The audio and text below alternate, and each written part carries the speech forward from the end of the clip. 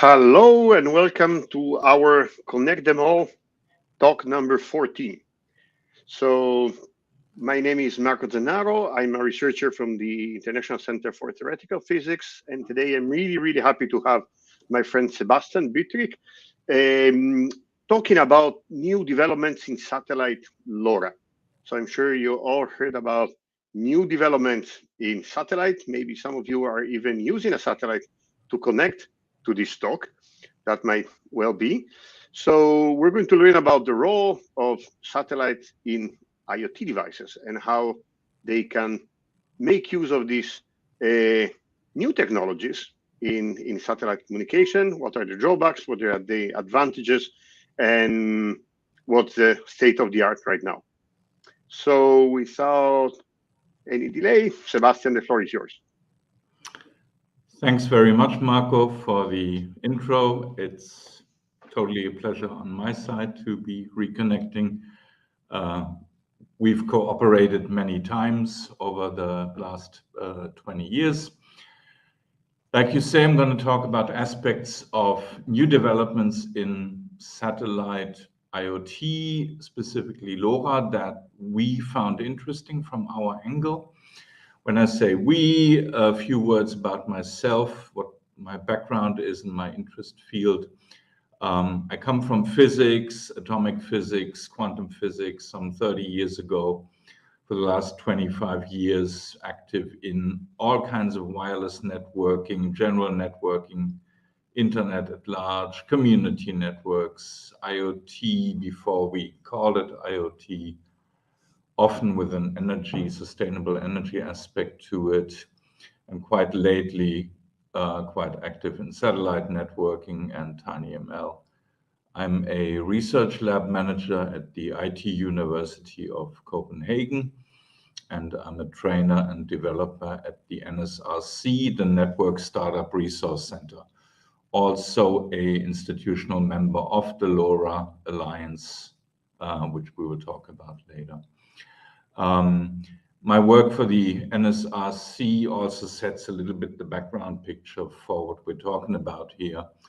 So the NSRC is about global connectivity for research and education. And here we come with the IoT aspect of that, an integral part of today's science, research, education. So it's a global perspective that's interesting to us. When I looked at the title, Connect Them All, I briefly asked myself, who is the them in Connect Them All? It's important here for the scope that we're talking about things rather than people when we're talking LoRa connectivity. With a few exceptions, you can actually use LoRa for messaging, not an uninteresting thing to do. But most everything will be things, will be sensors, will be scientific data for things that are isolated in some way from classical network infrastructure. Remote things, autonomous things, highly constrained things. And we'll be talking about small data, not broadband connectivity. There is something new happening in this field, in the field of satellite connectivity for IoT, and it's driven by two, maybe three convergent processes. One is last 5-6 years, a lot of progress in low power wide area network technology, LPWANs, and parallel to that, rapid progress and change in the satellite industry, and the part of which we are interested in being especially the tiny sats, small sats, Cubesats. The launch industry changes have a strong effect on this too. So the convergence of these processes has brought about the change I'm going to talk about. Very often I get sort of a reaction of, but didn't we always have that? So satellite communications has been around for decades, and that's true. but we've never had it at extremely low power and extremely low cost. The other favorite but reaction is, but we have Starlink, right? That's also true, but Starlink terminals are 100-watt and $700 devices, or several $100, depending on where you are. The satellites are sort of in the ton weight class, and they're multi-million-dollar devices. None of this is small, tiny, low power, or very mobile when you come to the Earth nodes. Then the last reaction on that one would be we soon have direct-to-satellite messaging, right? And that's correct too. My answer then is yet again, this is really, really power hungry. We're talking about 1 watt range power consumption for these devices. Your phone lasts a day. We want devices that can last a year, maybe several years, at least months, without being dependent on recharge or battery. So all of this is about low power, low cost at long distances. Brief view on LoRa on Earth. So LoRa is one standard among LPWANs, low power wide area networks. Those are only a part of the IoT landscape. Statistics like the one I'm showing would maybe say it's got maybe 10-20% of the whole IoT landscape. You have to take such statistics with a lot of skepticism, grain of salt, always, depending on where they come from and how they're accumulated. But LPWANs are a part of IoT, not all of IoT. As far as we're concerned, we are interested in range and power. And when you look onto this presentation here, we have communication range and power consumption. We're interested in the lower right corner, long range at low power, and that's where the LPWANs play. LoRaWAN, Sigfox is here. Sigfox as a company has ceased to exist. The technology is still there. De facto today, it's LoRa and NB-IoT that take the cake in terrestrial LPWANs. From all we know about the marketplace, they share sort of 40% of everything. Again, take it with a grain of salt. Now, what makes LoRa and LoRaWAN so special in my eyes and the eyes of many other people using it, especially in the IoT context, scientific IoT context? LoRa offers a pretty much unrivaled link budget. If you're a radio person, somebody who works with wireless communications, you know what a link budget is, and 150, 160 dB of budgets should be sounding pretty sweet in your ears. If you're not familiar with the term, forget it. Just hear the message that this LoRa technology can go really, really long distances, better than any other known network technology in this field. And this is all due to clever modulation, and I'll show which modulation that is. On top of that comes the fact that LoRaWAN, which is an open standard, together with the fact that we can work on license-free ISM frequencies, creates a very healthy ecosystem for development. There's a lot of initiatives and development going on. There's a lot of new hardware and software, very much reminiscent of what happened about 25 years ago when Wi-Fi kind of broke into the market. That was the same principle. Open frequencies, partly open technology creates momentum for development. Now, I said it's the clever modulation that makes LoRa so strong. Let's take a look at that. So LoRa is a layer 1 standard, the physical layer, in case you are familiar with layer networks, layer systems to describe networks. This standard is proprietary. There's a patent on it. It's owned by a company called Semtech. It uses something called chirp spread spectrum. You'll see it in a moment. Bandwidths 125 to 500 kilohertz. Frequencies, it's mostly being used on these open ISM frequencies, 433, 868 in Europe, 915 in the US, but it doesn't have to be there. It can be on other frequencies. Theoretically, any frequency you want, you could be using the LoRa modulation technique. A newcomer is actually 2.4 gigahertz, which we all know from Wi-Fi, which was added in 2021 and having big benefits in terms of availability worldwide, where the 868 band, for example, is Europe only. If you're going to Asia, it's different. If you're going to US, it's different. 2.4 is the same all around the planet, and that's a huge plus.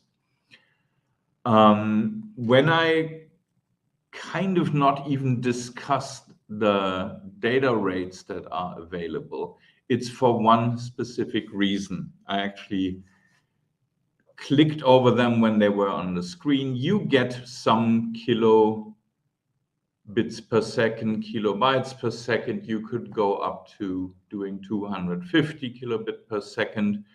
The reason this is not really all that interesting is it's not your limiting factor. On most frequencies we're using, in particular the 868, it's the duty cycles, it's the regulations that limit what we are able to do. And it's also maximum message sizes that sets the limit. In about 5-6 years of LoRa networking, I've never ever hit the sort of theoretical limits of the technical standard as such. It's these other factors that are much more important here. Sebastian, I have a question just about the duty cycle. Yeah. So you say it's not a technical limitation. So my question is, are the radios built to be active all the time, or are LoRa radios built to be working with a duty cycle? That's a question of software. If you interpret that answer correctly, you say you can absolutely run a LoRa radio constantly, 100% of the time. You should not do that for various reasons, but technically you can. Some LoRa devices, gateways, and nodes implement duty cycle limitations on software level. Right, so it's not for like overheating or kind of physical limit on the radio. These are, if you will, these are regulations. These are political decisions founded on somewhat technical discussions, but technically I can override them. Does that answer the question? Yeah, sure. Yeah. Good. So this spread spectrum thing, and why is it so clever? What is a chirp? I think we best remember things that are connected to something stupid, something silly happening. So I'm going to do something silly for you. I'm going to give you a chirp, and it'll go like this. Whoop. What I just did was a chirp. I started with a low frequency and went to a high frequency. Whoop. That's exactly what a chirp is. It starts at a certain frequency, and then in a controlled way, it moves up or down. And since that is a behavior in frequency space that no other device would possibly also do, like noise sources will not show this behavior. Other activity in this frequency space will not show this behavior. And this gives LoRa an amazing robustness against noise interference and these fantastic link budgets based on extremely high sensitivity of receivers. That's the short story of why LoRa is so interesting. Now, on top of this LoRaWAN, I said it's an open standard. It builds on LoRa as its physical layer, but it adds topology, it adds concepts like gateways and nodes and backends. And this is the standard that a mix of public, private, commercial, community, and hybrid networks join to offer IoT services. To name a few, the Things Network, Helium is LoRaWAN actually, Laureate, Senet, ThingPark, Actility, Unibis, and many, many more. One that we are very often using is the Things Network. Why? Well, it's very well suited for educational and scientific use, in our opinion. The whole thing, and I pasted you some of the manifesto here, is it's based on freedoms. People set up free gateways. Anybody is free to use them. You can go wherever in the world you find things gateways and connect your nodes through them. It is unfortunately fair to say that it's still heavily biased around Europe. That's where it comes from, the Netherlands. As so many other technology developments, the footprint in, for example, the African continent is still thin. Good news is it's happening. I should have included this in the slide. Later this year, we're going to have the first ThingsNet conference in Kenya, and there's a few gateways around. But yes, it's the typical Europe first, US, Asia, other continents slower. So LoRa and LoRaWAN terrestrial, we're slowly getting to the long distance stuff. This is tracking a sea cruise from, on the upper side of this picture is Denmark, and I'm taking a bus and a ferry ride to Germany. Rostock can be seen on the North German coast. And throughout, I'm just measuring if I can reach Things Network gateways. And as you can see here, it's an almost uninterrupted ferry transfer I have there. The links are to Denmark, to Sweden, to Germany, and they're like up to 200 kilometers. This is terrestrial networking. Also, Marco, you're at ICTP. I'm happy to be a guest there, very open. And whenever I am, I do the same measurements. And here's a collection of ThingsNet gateways collected at my last stay at the ICTP. They're kind of up to 160 kilometers away from the ICTP buildings. The current world record in LoRa is at 1,336 kilometers to a boat on the ocean. For all of this, Earth curvature sets the limits, and we only can get around Earth curvature by means of using some help by the troposphere. Going into detail would lead us a little bit too much, but if you're into that kind of stuff, tropospheric ducting and bending comes into play to help us get around Earth curvature. But the easiest way to get away from Earth curvature is go into space. And that's what we're doing now. LoRa has actually been demonstrated to the moon and back, which is, I think, a 700,000 kilometer round trip. But it's fair to say there was a 350 watt amplifier involved in this, and only one short messages, as far as I know. You have the link down here if you want to read more about it. Normally, we're not going to the moon, we're going to satellites. And For those of you not so familiar with that, we're speaking of three main orbit ranges. There's the low Earth orbit, typically said to be 160 to 2,000 kilometers above Earth. Most activity, for example, the International Space Station, for example, Starlink, that's happening somewhere 400 to 600 kilometers.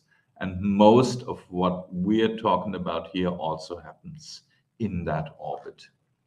Then the other really, really interesting one is the geostationary orbit, where satellites stay stable over one point on Earth, whereas the low Earth orbit ones actually sort of race around the globe, seen from planet Earth.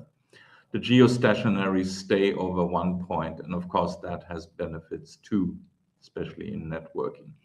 In between, we call it the mid-Earth orbit, not that much a focus point for us. Low Earth orbits, I said we're racing around the planet. A typical low Earth orbit around its 500-kilometer height sort of takes 90 minutes to go around the planet once. Polar orbits are called those that actually, surprisingly, cross the polar region, and you can see how with each orbit they kind of form this series of passes around the planet. If you're at any given point on the equator, you will probably only be visited twice a day. If you're in the polar region, on the other hand, you're getting visited a lot. If you see this picture on the bottom right, all the passes, all the circles that the satellite's doing around the planet, they will all come by the polar region. And in a picture above here, which is from a piece of software called gPredict, in the usual projection that we are used to as representing planet Earth, this looks actually like a nice, really, really big footprint that we're having when we're crossing the polar region with a satellite.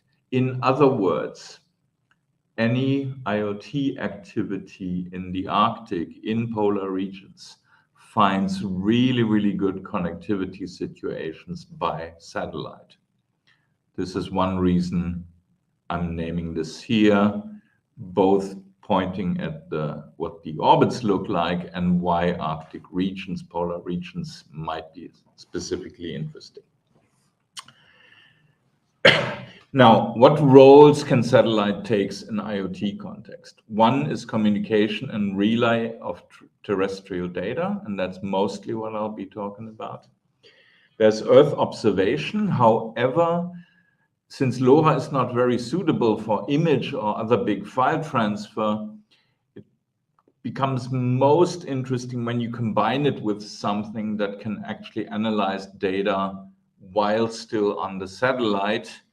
TinyML comes in here as a really, really interesting thing, and we've started doing TinyML on satellites exactly for that reason. Also keep in mind, before you're starting Earth observation activities, that a lot of data is already there, whether it's commercial or scientific. The third kind of usage I can sort of identify is, of course, the operations of the satellite itself, and telemetry data about the satellite and how it's doing. And of course, any mix of these uses. The first one, relaying sensor data from Earth. Here's the principle, not very surprising. Either from my node here in a field of corn, I go direct to a satellite, or I go to an aggregation point, a terrestrial gateway, which then talks to the satellite. From the satellite, I'm going via some ground station, the network operator's infrastructure, somewhere to the cloud, and I'll be interacting with my data as with any other form of IoT data.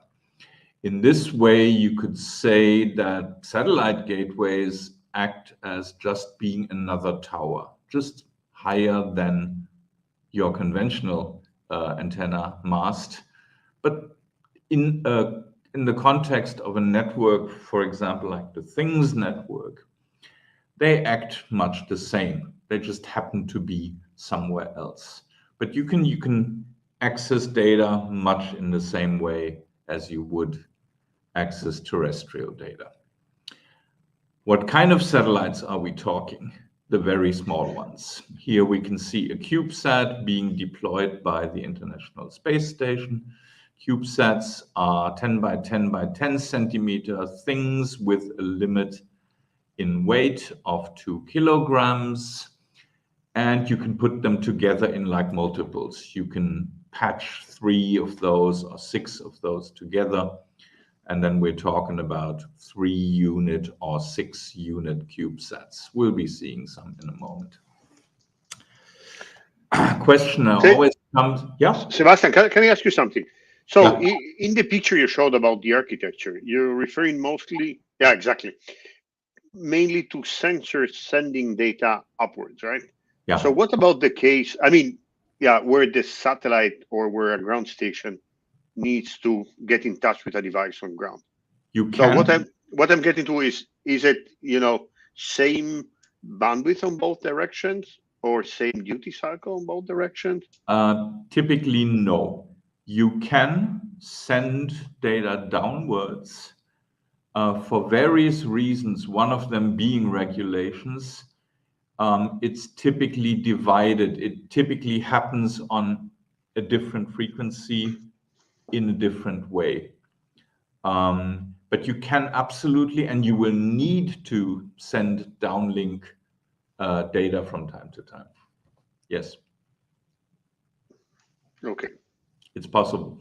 I can come back to it when we talk about one specific system. If I don't think of it, remind me in the discussion later, please, if it's of interest. So downlinks are possible and necessary.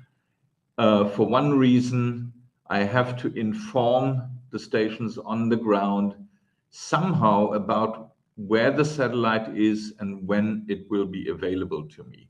That's the main reason for having some downlink capabilities, and they exist. So a question that always comes for people who want to try it themselves, how much does it cost to get a CubeSat into space? Not everybody will do it themselves, but the reason it's become such a dynamic field of development is that it's become pretty inexpensive. The whole mainstream trend of more and more launches, very much driven by SpaceX and Starlink, has led to a kind of a mainstreamization effect on the market. You can, in the launch market of today, where you are simply paying per kilogram, we're reaching all the way down to $10,000 to $20,000 per kilogram. Mind you, this depends heavily on negotiation, where you are, what company you're talking to. It's a highly dynamic market. I show here the stock value of a launch company called Momentus, not to point at them in any way. I just happen to know them because we're using them. They were superstars of the stock exchange. About 3 years ago, they lost 99.9% of their stock value over the last 3 years. We are hoping they're still around when we're launching our next satellite with them. It's dynamic, it's it's a fight for a marketplace also. Here's another representation of data. We're looking at the orange dots, the small satellites, and you can see them reaching the sort of $10,000 per kilogram already around the year 2020. Doesn't always mean those prices are accessible to you depending on where you are, but this is where the industry is. The other question, how expensive to build a CubeSat? If you are into do-it-yourself and technically interested, you can build a CubeSat for, let's be careful here, let's say $1,000 gets you there. You can absolutely fly off-the-shelf electronics and boards into space. They do not have to be space hardened. Mind you, a satellite will only live about 1 to 3 years if you're really lucky. So you can absolutely build it from kind of normal electronics and still fly it. Keep in mind when I'm saying this, that your main cost in running a satellite project will not be the actual satellite at all. It probably also won't be the launch. There's a lot of paperwork, there's a lot of administration, permissions, and process around it. So don't think that you can run a full satellite mission, you know, for a couple $1,000s. That's most definitely not the case. So coming back to probably not launching our own satellite, but using the networks of other people, what are use cases? And looking at different projects and companies, those pretty much repeat. Here's the first one: logistics at sea, agriculture in isolated places, wildlife tracking, pipelines. This was a view from the company Lacuna. Here's another view from a company called HelloSpace, combining them with some other inputs from others, and it's the same things: agriculture, energy, environmental, with all that entails, conservation, tracking, logistics, pipelines, everything maritime, tourism in remote areas, tracking of people rather than assets or animals, the whole utility sector. These are the use cases for satellite LoRa. We think that, not looking by industry or use case, but looking by region, we can probably say that the maritime, that the extreme mountains, and that the polar regions are of special interest for kind of obvious reasons of being typically very isolated, typically very difficult to get terrestrial infrastructure to. Satellites can serve the purposes here. There is many commercial companies and constellations. I'm updating this frequently, and no matter what, I'm always outdated anyway. We've worked ourselves with a few of them, namely Astrocast, Lacuna, Swarm. I will say a few more words about Lacuna and EchoStar as examples, and we'll also be looking at some non-commercial, more community type use of LoRa satellites in a moment.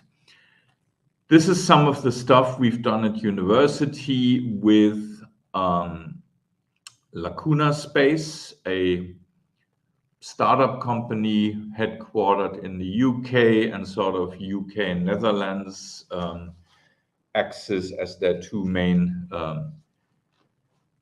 locations. We've done this for about 4 years now. What you're seeing here is sort of footprints, ground points of satellite contacts that we all made from Denmark. So we're coming from Denmark, which is pretty much covered in dots here. And you can see that our point cloud is actually very biased towards the east. The reason for that is very simple. This is a device standing on my balcony, and in one direction, there's a lot of buildings in the way. That's the direction west. You still see a few nice shots over the UK, actually. That's when the connection is going right through the windows of my apartments and the gap in the buildings opposite on the other side of the street. But this particular gap actually goes through my bedroom, through my living room, thus finding signals from the west. Sebastian, really nice picture. I mean, this one. So one question: how many satellites are they operating? Okay, thank you for that. Very important to say. This is only one satellite. I'm following one specific satellite over a long time, right? And how many are they operating? Lacuna, just as an example of a company. I'd have to lie if I knew the exact number. Somewhere between a handful and 10 currently, but with very optimistic growth plans of deploying more. If you want to do this with a reasonable turnaround time, which I can actually show in a moment, of course, you need many satellites. So that number is kind of common for all the companies that you showed in the previous slide.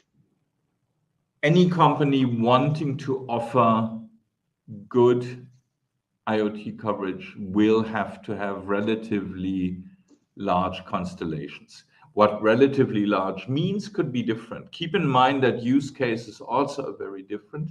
For some kind of data, I will not mind if I have to wait 1 hour. Mm-hmm.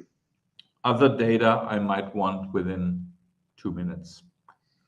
Starlink, why does Starlink have so many? Well, it's broadband connectivity. You wouldn't accept to be disconnected all the time. So related to that, so from the device itself, you know when the satellite is going to pass by, right? Mm-hmm. So you can sleep during that hour when you're waiting for the satellite to come. Okay, that's I'm actually going to this next picture, bottom left. You actually see this is a recording of what we call a pass. So the device knows precisely when the satellite will come, when I'm working with just one satellite, right? So the device knows when it's coming, and it will wake up only at that point in time. The more satellites I have, the more often I want it to send data, the more often this will be. This is a balance of power usage versus how fast do I want data. We have two really good questions in the chat. So one is about amplification of LoRa signals. So the question is, do you need an amplifier for the LoRa antenna on the satellite to increase the transmit power? Well, you always have an output power, but no, these systems don't need giant amplifiers. All of what we're seeing here works at lower dBMs, 10, 20 dBm range, and the link budgets are so good that you actually don't need to push with like power amps of several watts or something. So it's in the same class as normal node. Yes, if you do the link budget calculation, you can absolutely do those links. You've seen links on Earth of 1,300 kilometers, and these are standard devices. There's no power amplifier involved here. Mm-hmm. This is the fantastic thing, very much in line with the teaching we're doing at the ICTP, Marco. Put your intelligence into the modulation and the antennas, not into brute force amplification. Yeah. So the answer is no, there's no heavy amplification needed. So then the follow-up question would be, what about weather? Does that impact the received signal? Some minor impact, not super strong impact. Why not? We are sub 1 gigahertz. The impact will be felt. I could measure it, but it's not going to be drastic enough to, for example, kill a signal altogether. And then the second question is about bit rate. So the question is, since the distances may impact the bit errors, has an energy usage evaluation ever done? Sorry, I would need that again. So since the distances may impact the bit errors, like I think you just showed the one from Denmark, right, where the satellite is in different, distance from your home. Has any energy usage evaluations ever been done? I I guess this means sort of energy usage versus error rate, communication losses. Then I would have to think about that a little more. They're not really connected. What you do see, of course, is when, actually I can stay on this slide for explaining this. The top right graphics shows elevation and signal strength. Now, and this is the data you see on this map here, just analyzed for elevation and signal strength. Now, the lower you go over the horizon, of course, that means the further you are away from the distance node to satellite. As I said earlier, 1,700 kilometers is something I've done from a little box on my balcony. These are weak signals. And these are signals that I can record and document as a developer, as an experimental thing. As a commercial offering, you would never, ever promise an error-free transmission at an elevation as low as 20 degrees and below. You would stick to the window where the satellite is nicely in sight and you can actually guarantee transmission, which is what you can see in the lower left image. You actually see sort of the passing by of the satellite, and the red dots are the signal. And you can see that this is the good part of the pass. Outside that pass, your errors might go up, but that's not something that you would then even offer as a window for transmission. Direct impact on energy consumption, I'm still a bit uncertain how to interpret that question. If it's something we want to discuss further, contact me after the presentation maybe, and we can, maybe I need more explanation on what you would like to hear about that. If that's okay, I will continue. Somebody asked about weather impact. So to the right, this is hidden under snow, my little box. Does that work anyway? Absolutely no problem.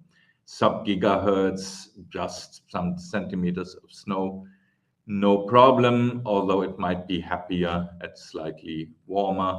This is some first experiments around the equator. This is some other first experiments in Kenya. One of the main issues was to keep the interest of chicken and monkeys at bay. The box on that pole in the middle, that's the actual satellite node. I'm also showing it. I don't know if my camera is actually visible right now, but this is what a current Lacuna satellite connection box, the node, looks like. Pretty small, 10 by 10 centimeters. Here's another one. As I said, there's many companies in this space.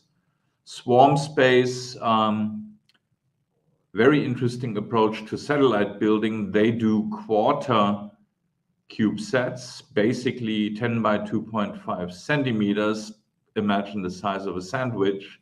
That's the size of a satellite. The bad news is Swarm actually will discontinue this sub-gigahertz VHF IoT work. They've been bought by SpaceX and discontinue in favor of Starlink's direct-to-cell technology. Was interesting while it lasted. Here's another one, EchoStar. They're having a different approach. They're actually doing LoRa on proprietary frequencies, S-band, 2-point-something gigahertz. They're also doing ISM bands. So it's a multi-frequency approach.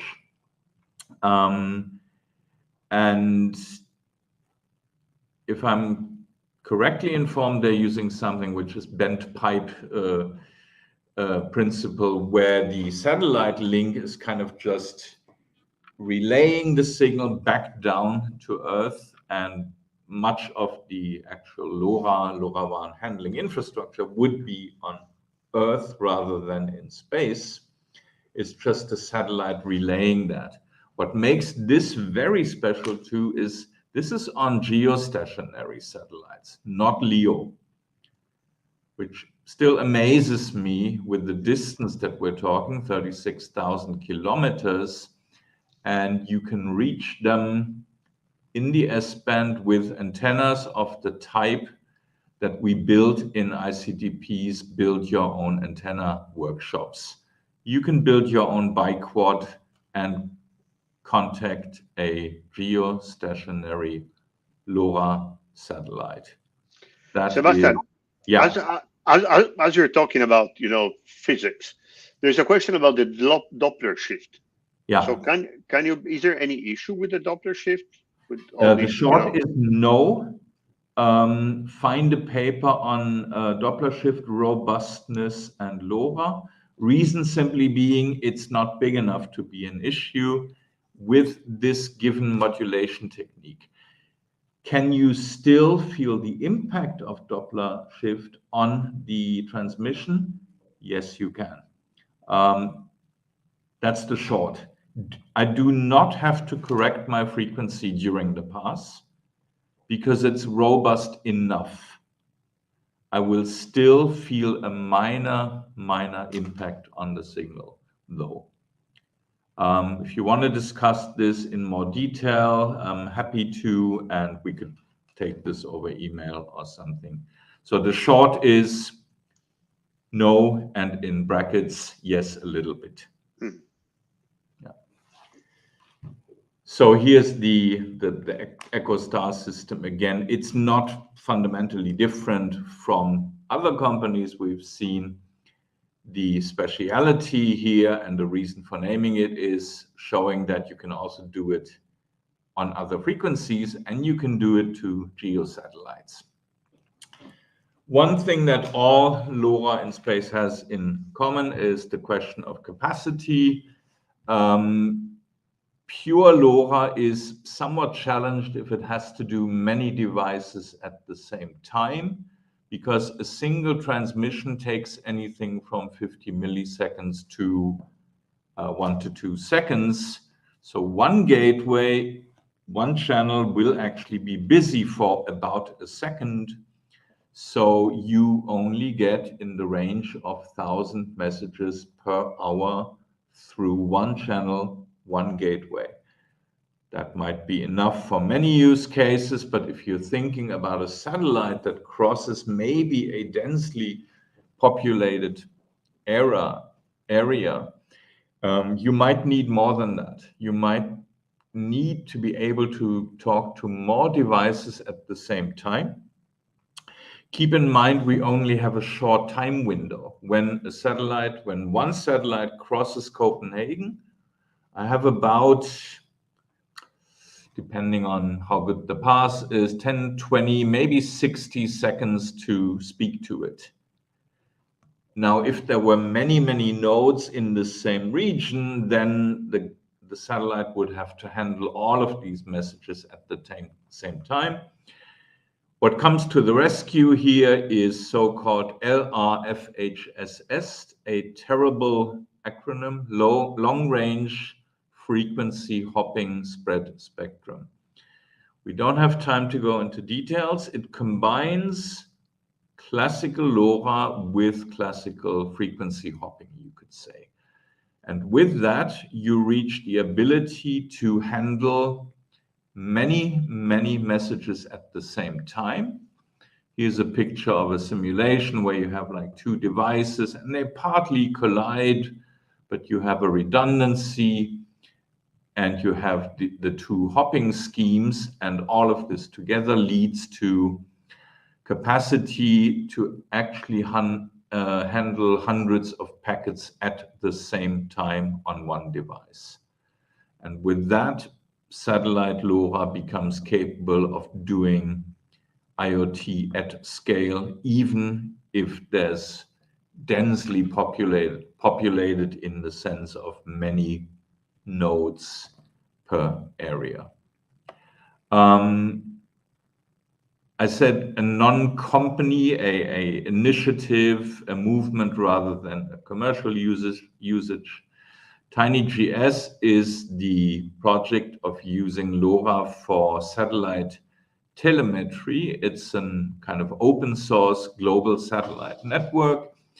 Ground stations are based on these little fellows. There's nothing here for scale. This board is about 5 centimeters, costs about $30.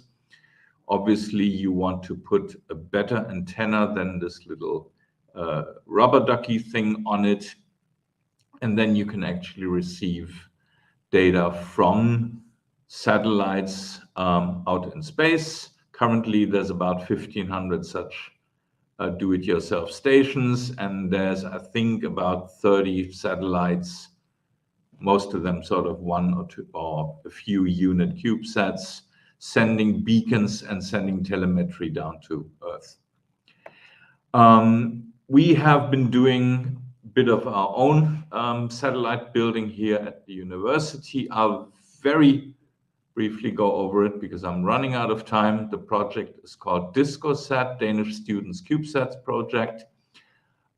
It's largely an educational activity. The fun is in building the Cubesat. We got the first one launched in April. In brackets, we currently have lost radio contact to it, but please don't tell anybody. Did we have LoRa on the first one? No, but number 2, for which you see a design sketch here, will have LoRa on board. Other than that, it will have cameras to, in particular, take pictures of Greenland glacier systems. Actually, tomorrow we have a workshop on talking about the science of this satellite mission. LoRa, fingers crossed, will be one of the communication modes with this. A quick word on regulations. Global regulations are very, very important for the development of satellite LoRaWAN, and as so often, politics and regulations tends to lag behind technology. There are several important discussions underway. For example, do we need to teach satellite IoT as being separate from terrestrial? Do we need to treat uplinks different from downlink? Probably yes. The uplink, if you think about it, is actually not very different from terrestrial usage. Whether I'm directing a signal towards the city or away from the city shouldn't make that much of a difference. The downlink, however, could be fundamentally different because now we're beaming something at Earth. So these are discussions going on. Global harmonization is another very, very hot theme here because currently satellites often have to switch frequency depending on where you are. The ITU regions here shown, region 1, 2, 3. If you are familiar with those, that also impacts satellite IoT. Lastly, a somewhat, I wouldn't say negative note, but a bit of a let's remember this thing. Is there space in space for all this? The answer is not a lot of space, although a somewhat famous person quite active in this field some time ago said, oh, space is so big that it's not a problem. But as ever so often, this person doesn't necessarily say very intelligent things all the time. The answer is it's not a lot of space, not forever. We're actually recording the near misses of our own little Cubesat. So far, the closest encounter we had was 59 meters. all of these small satellites, yes, they're small, but when a small thing hits another thing at 7 kilometers per second, that's their speed, it has an impact. And once you hit the first thing and that is broken into pieces, you get the next missiles. What I'm describing is known as a Kessler event. It's sort of without merit to speculate about will it happen, when will it happen, how bad will it be. Chances are something will happen at some point, but it's incredibly difficult to predict what the impact will be. Lastly, even getting stuff out of space leaves a footprint in the stratosphere, which we're beginning to see. Pollution doesn't stop on Earth. It extends into space, and space is big, but not big enough that we can just do anything without a trace. That's what I had to say. Sorry for ending on a somewhat skeptical note, but I find it a necessary note. The positive one and the takeaway from this talk, though, should be satellite IoT, small, smart networking, especially with LoRa, offers some really, really amazing opportunities in the low budgets, in the low power domain, with a market which offers many, many readily available options already now and is growing steadily for an amazing range of use cases. And as far as I'm concerned, I'm mostly into the sort of scientific use, environmental use, and so forth. Hope you also find something in this which might be interesting to you. And with that, thank you very much. And looking forward to a couple more questions if we have the time. Super. Thank you very much, Sebastian. That was super, super interesting. So I have one question from my side while we wait for more questions from the audience. And it's about the readiness for deployment of these devices. So I'm thinking about something you said at the beginning. You said, you can use these gateways connected to satellite, and then you have the nodes which are connected to LoRa. So for example, a gateway like that, right, where you have satellite on one side and terrestrial LoRa on the other side, is that ready, to be used? Can you buy it from a company? I would say we are in the integration stage. It's not available on the level like you go to a shop and buy a Wi-Fi access point. But we do see you can get demonstration devices, and the first companies are starting to produce sort of end user devices that are ready to use. We're definitely seeing the first of these kinds, and we're seeing the first use cases. The reason I'm hesitating a little bit is it's not mainstream yet, as is, say, an Arduino or a Wi-Fi router or something. But yes, there are the first devices. You can actually get gateways with satellite kind of backhaul connections. We are seeing first big deployments in logistics, in pipelines. We have seen some at sea. On the, what should we call it? Don't want to use the term industrial, but sort of business deployments. It's absolutely there and available. It's not hit your corner shop in the same way as Raspberry Pis have. Okay. Are there any other questions from the audience? You can write your question in YouTube and it will come here. In the meantime, we can advertise the next seminar, the next talk. It will be on April the 4th, From Edge to Extreme Edge, Exploring the Dimension of AI Inference in IoT, from Roberto Morabito. So there is one more question about energy usage. Yeah. So are the bit errors high because of the distances? If so, were there any studies on what the battery lifetimes would be on the devices? That's a really good question. So if you need to estimate the battery life, how do you do that in this case where it's not really clear, what is going to be the error rate? Yes, there are. There are, of course, many studies, including actually work by a student here at our university, to give you an idea of what battery lifespans you can expect.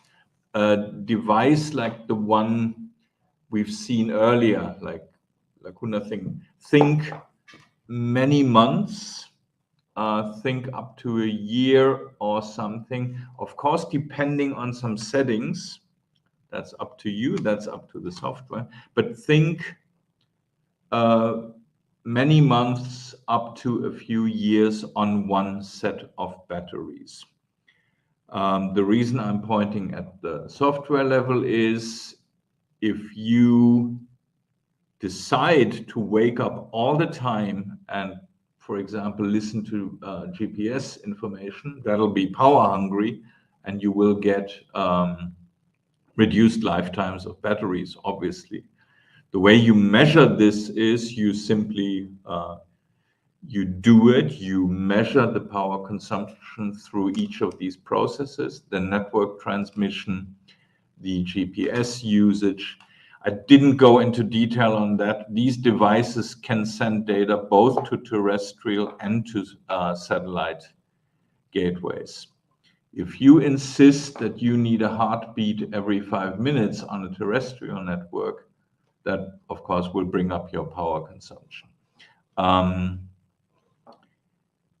So the answer is yes, it's been studied in depth. It's actually quite a focus also on the development side of these devices because battery lifetime is crucial because it translates directly into feasibility of projects.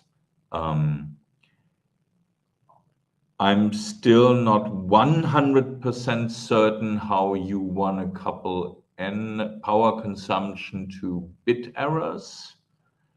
I'm not seeing that link direct in any way. That would be something that I'm very happy to discuss over email. Maybe I'm just not understanding the question right at this moment. My 2 email addresses, by the way, are still on screen, I reckon. Okay, super. So we're at the hour. So thank you very much again, Sebastian. It was very informative. You covered the whole spectrum from technical to regulation to application. So that was extremely useful. And I'm sure our viewers will get in touch with you if they have any other question. So thanks again, and see you for the next Connect Them All seminar on April the 4th. Thank you very much. Thank you.